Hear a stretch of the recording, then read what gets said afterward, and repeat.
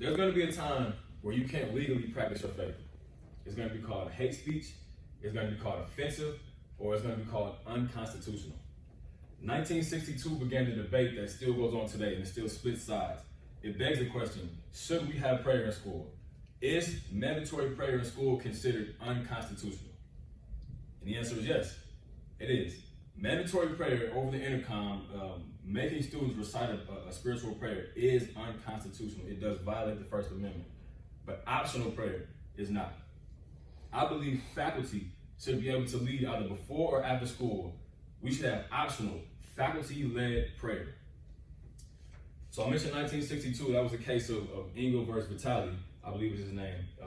In 1958, 1959, a group of parents in New York City banded together and went against a school board that made these students recite what they call the Regent's Prayer.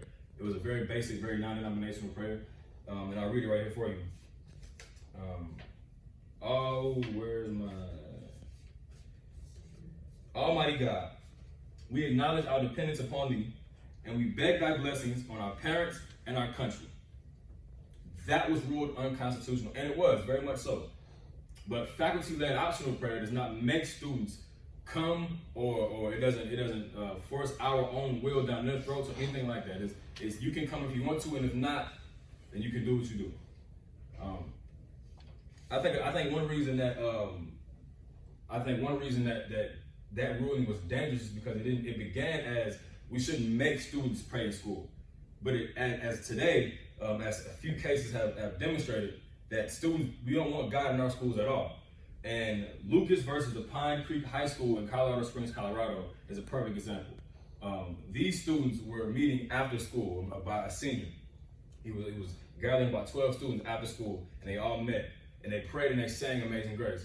And they were told that they cannot practice that because of the separation of church and state.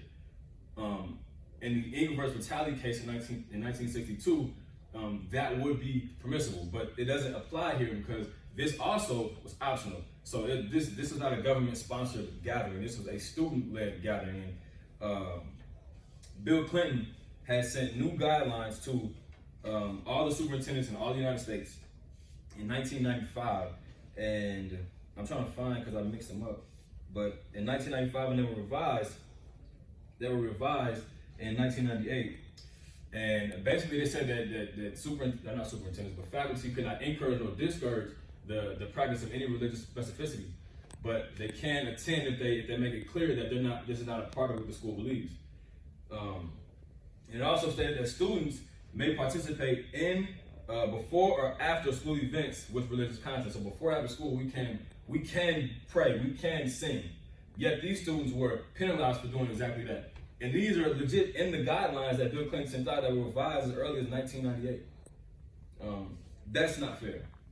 I believe another reason we should have faculty-led prayer in schools is because we understand that depression is a huge issue in high schools nowadays. Suicide is a huge issue. We know that one of the leading causes of that is loneliness and feeling disconnected from society. And if we were to pray, it would naturally foster a deeper connection to the people who we see every day, more than our own parents. And we see these people 5 days a week for 8 hours a day. And I believe that praying with them would naturally foster a deeper, more connecting relationship with them and a deeper trust that would ultimately lead to better performance in the classroom. It's rather, another reason I believe that we should have faculty prayer in schools is because rather it's more like a silence of religion rather than a promotion of freedom. We don't want God in our schools. I hate the fact that I mixed these up, but I thank you, my beautiful audience, for being patient with me. Ha ha ha, laugh track. Right. They can teach the Big Bang Theory as if it's fact.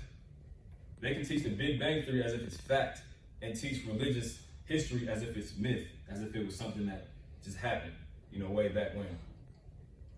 They in Illinois now, I don't know if you guys knew this, in Illinois now they're mandated to teach LGBTQ plus history in the schools. Yet we still can't teach Jesus, a monumental historical figure, whether you believe he existed or whether he didn't. He still made a huge impact even 2,000 years after his death. Right? So, all that being said, Love does no harm to a neighbor. Prayer does no harm to anybody. A gathering of people to come together to embrace one another, whether on a physical or a spiritual level, does no harm to anyone. And whether that be faculty, whether that be students. That if we silence faculty from expressing their beliefs at the expense of the school's beliefs, then we may run the risk of silencing their freedom of speech for the sake of another amendment. Which one's more important?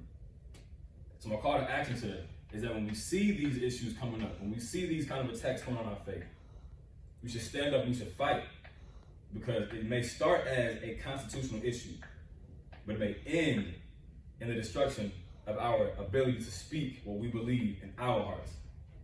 Thank you.